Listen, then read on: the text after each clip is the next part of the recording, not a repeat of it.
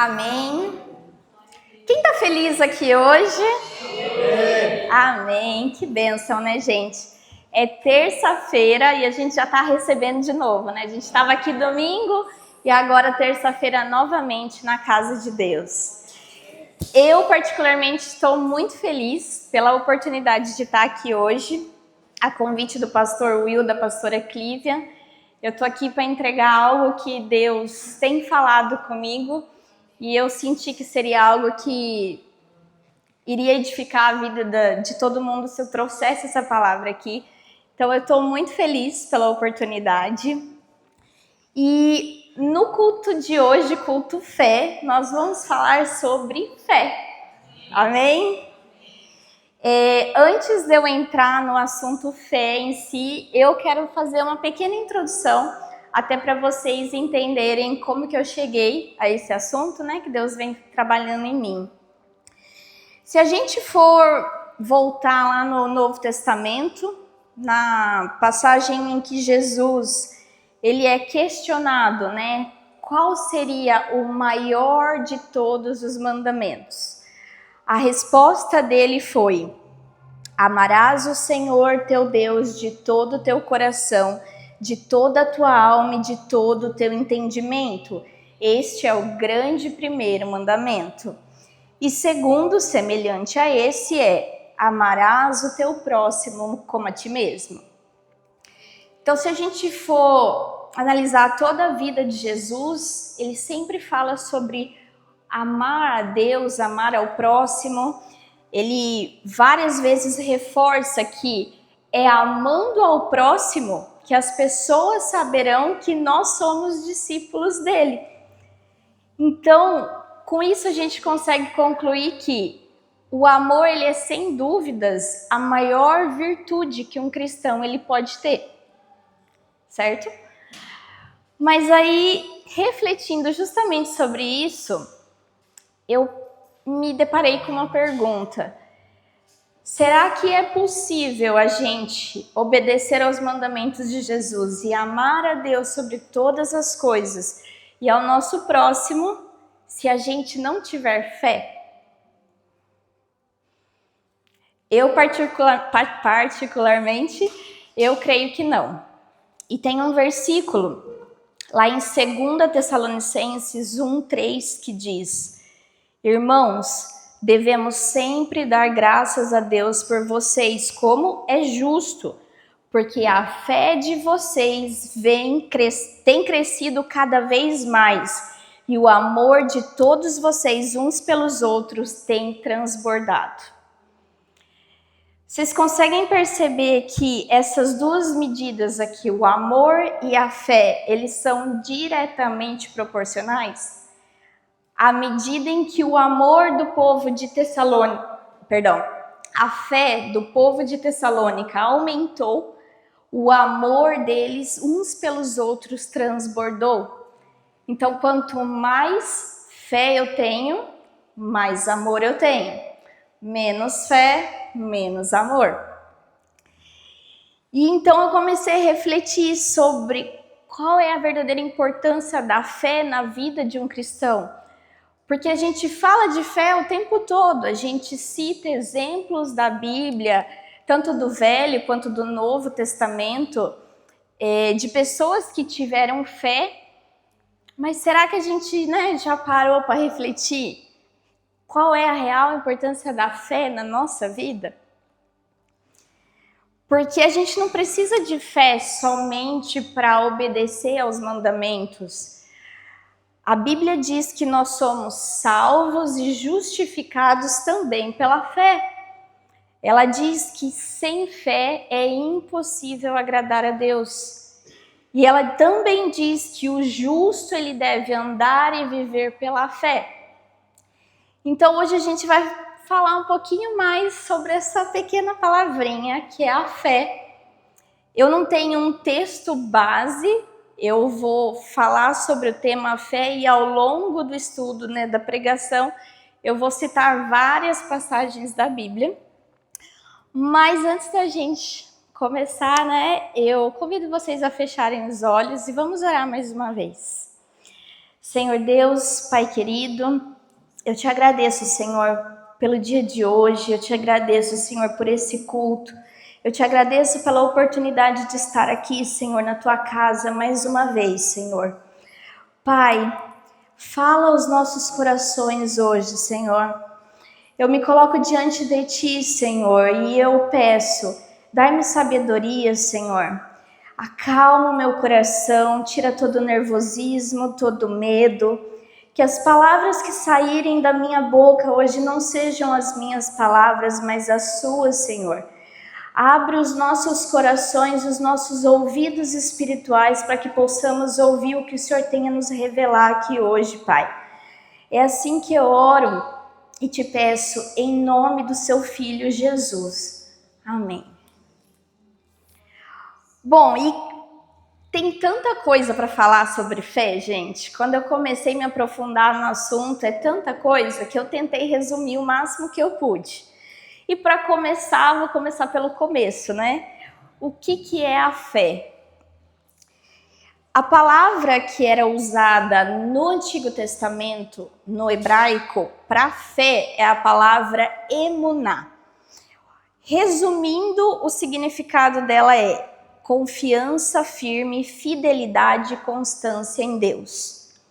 Já no Novo Testamento, que foi escrito em grego, a palavra que foi usada é a palavra pistis, que também, resumindo, significa confiança, convicção e entrega total a Deus. Eu acredito que o versículo que melhor ilustra esse significado bíblico da fé é o de Hebreus 11:1. Então, Hebreus 11:1 diz: ora, a fé é a confiança daquilo que esperamos e a certeza das coisas que não vemos.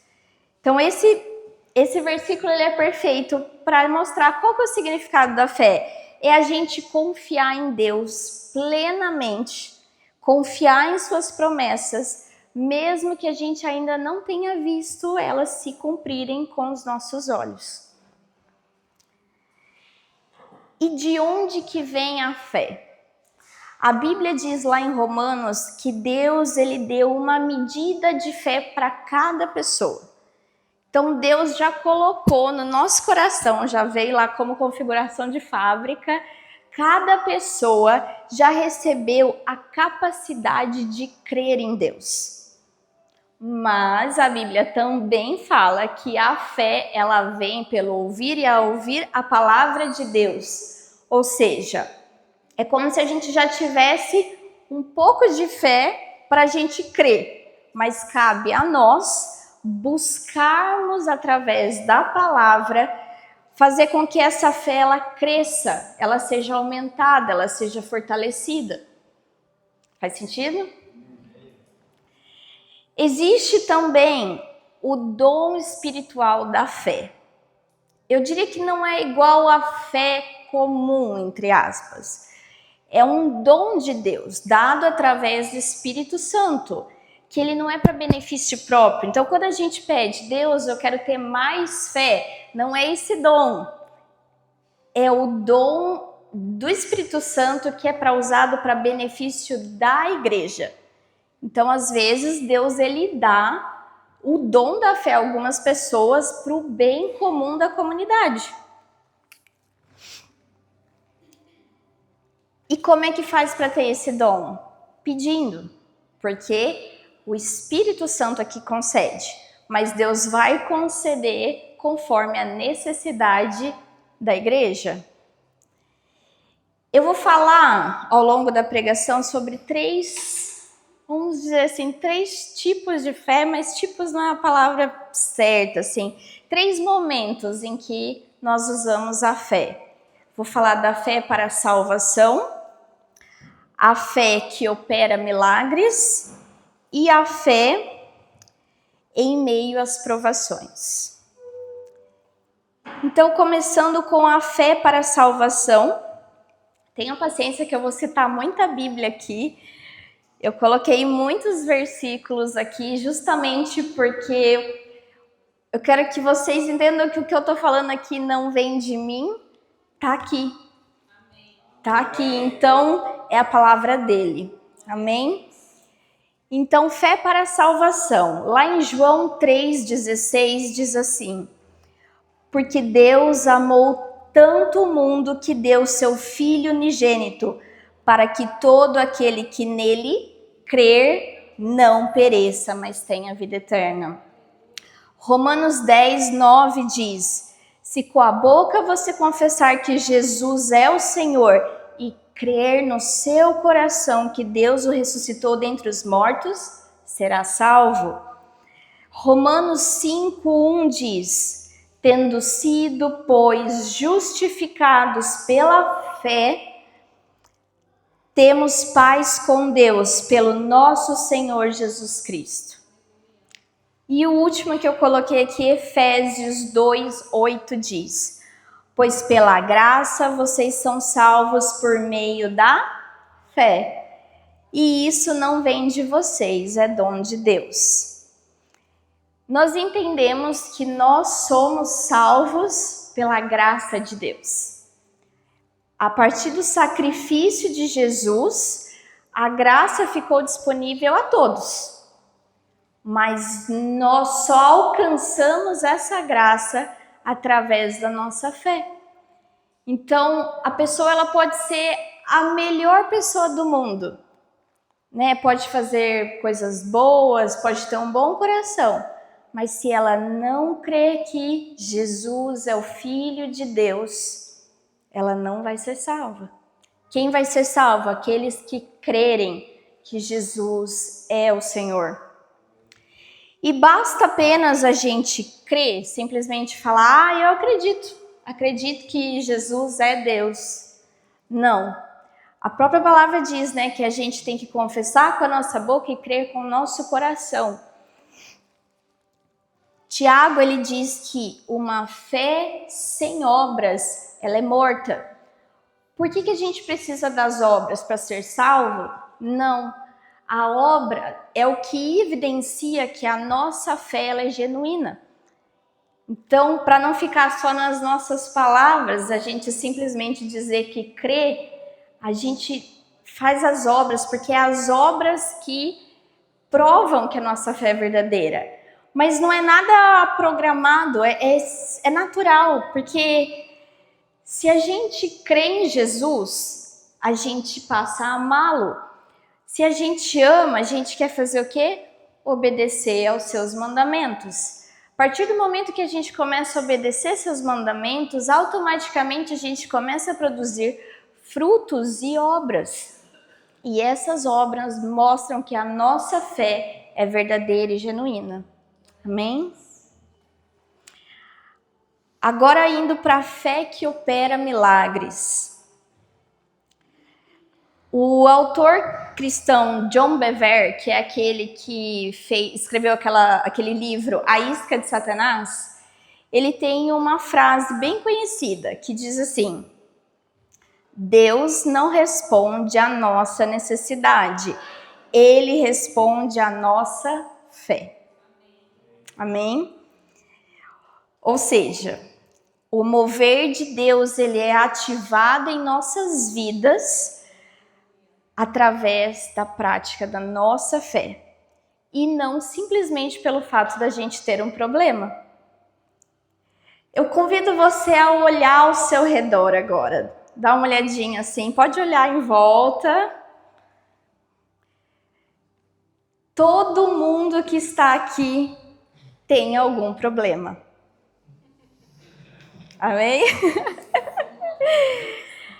Se a gente sair por aquela porta, a mesma coisa. Qualquer pessoa de qualquer nação que você encontrar ali, a pessoa vai ter um problema.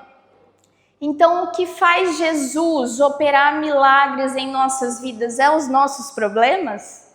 Não, é a nossa fé. E isso fica muito claro quando a gente olha para os milagres que Jesus realizou. Eu coloquei alguns exemplos aqui, por exemplo, a mulher do fluxo de sangue. Quando ela toca nas vestes de Jesus e ela é curada, o que Jesus fala para ela? Filha, a tua fé te salvou. Ou aqueles 2 cegos que estavam sentados à beira do caminho, né? Tava lá a multidão e eles gritando para Jesus curar eles. Quando Jesus vai até eles, o que ele fala? Seja feito conforme a vossa fé. Um outro exemplo que eu coloquei, a mulher cananeia, Jesus ele até prova a fé dela, porque ele fala, eu tenho que tirar o pão dos filhos e dar para o cachorrinho? Mesmo assim ela fala, até os cachorrinhos comem as migalhas que caem da mesa. E Jesus responde para ela, mulher, grande é a tua fé. E o último exemplo que eu coloquei do centurião romano, quando ele pede para Jesus curar o servo dele, Jesus diz para ele, nem mesmo em Israel encontrei tamanha fé. Amém? E eu podia ficar aqui, gente, até amanhã citando exemplos, Noé, Abraão, Sara, Moisés, etc. Inúmeras pessoas na Bíblia viveram os milagres de Deus, experienciaram. E o que elas tinham em comum? Problemas? Não, elas tinham fé. Pensa assim, ó, para a gente fazer qualquer coisa, a gente precisa de matéria-prima, certo? Então, para fazer esse copo aqui, precisou de polímeros, para fazer essa Bíblia, precisou de papel, de celulose, para fazer essa roupa, precisou de um tecido. Então, a gente não faz nada do nada. A gente pega uma matéria e a gente transforma ela, certo? A fé, ela é a matéria-prima de Deus para que Deus possa operar milagres na nossa vida. Claro que Deus é Deus, né? Se Ele quiser, por graça, por misericórdia, pela vontade soberana dele, fazer mesmo sem ter fé, Ele faz. Às vezes Ele faz até para que a gente tenha fé, né? Mas é como se a fé, ela abrisse um canal que conecta a gente ao céu, que permite com que as bênçãos que estão lá nas regiões celestiais cheguem até a gente. Amém? Deixa eu só molhar as palavras aqui. Quem me conhece, e perdão porque eu tô um pouquinho nervosa, eu esqueci de me apresentar, eu sou a Carol. Tudo bem com vocês, gente? Quem me conhece sabe que eu sou uma pessoa muito prática, né? Sou uma pessoa bem sistemática, mas eu sou muito prática. E aí eu pensei, eu falei, como é que eu vou ajudar as pessoas a alcançar o milagre que eles tanto desejam? A gente fala, tenha fé, mas e aí, né? Aí eu fiz um passo a passo para você alcançar o seu milagre. Amém? Então, eu vou citar 4 pontos, 4 steps aqui que você precisa para você alcançar o seu milagre. E eu coloquei 4 versículos para vocês saberem que não vem da minha cabeça isso. Eu vou citar o passo e aí o Douglas vai colocar o versículo e a gente lê o versículo junto, tá bom? Então, o primeiro passo para você alcançar o seu milagre, tenha fé. Então, Marcos 11, 24, vamos ler juntos. Portanto, eu digo que tudo o que pedirem em oração, creiam que receberão e assim sucederá. Amém? Segundo passo, permaneça em Jesus. E agora a gente vai ler João 15, 7. Se vocês permanecerem em mim e as minhas palavras permanecerem em vocês, pedirão o que quiserem e será concedido. Amém? Terceiro passo, peça em nome de Jesus. Agora a gente vai ler João 14, 13 e 14. Isso. E farei o que vocês pedirem em meu nome, para que o Pai seja glorificado no Filho. O que vocês pedirem em meu nome, eu farei. E o último passo, peça segundo a vontade de Deus. E o último versículo que nós vamos ler é 1 João 5, 14 e 15. Esta é a confiança que temos ao nos aproximarmos de Deus. Se pedirmos alguma coisa de acordo com a vontade dele, ele nos ouve. Assim, se sabemos que ele nos ouve em tudo o que pedimos, sabemos que temos dele o que pedimos. Amém? Fácil, né? Eu falei, nossa, eu preciso aplicar isso pra mim, né? Mas parece que é tão fácil, né, gente? A palavra, ela é tão clara. É simples, não precisa de ninguém para explicar nenhum desses versículos. Mas então, por que a gente não alcança os milagres que a gente tanto deseja? Porque a gente falha no primeiro do item da lista. Ter fé. Se a gente tivesse fé, as coisas aconteceriam. Mas muitas vezes a gente pede já não crendo. A gente pede, aí no outro dia a gente pede de novo e a gente pede, porque da primeira vez que a gente pediu, a gente não creu de verdade que a gente ia receber. E por fim, a fé em meio às provações. Em Mateus 28, 20, no final do versículo, Jesus ele vai fazer uma promessa para a gente. Ele diz assim: e eu estarei com vocês até o fim dos tempos. Em Romanos 8, 28, Paulo diz, sabemos que todas as coisas contribuem juntamente para o bem de todos aqueles que amam a Deus, dos que foram chamados de acordo com seu propósito. E o último, 2 Coríntios 4, 16 ao 18. Por isso, não desanimamos. Embora exteriormente nos desgastemos, interiormente estamos sendo renovados dia após dia, pois os nossos sofrimentos leves e momentâneos produzem para nós uma glória eterna que pesa mais do que todos eles. Assim, fixamos os olhos não naquilo que não vemos, mas no que não se vê. Pois o que se vê é transitório, mas o que não se vê é eterno. Amém? Quando os momentos ruins vierem, e eu sinto te falar, mas eles vão vir, porque Jesus ele prometeu que no mundo a gente teria provações. Há muitos versículos que você pode lembrar, mas tente lembrar pelo menos desses 3 que eu li.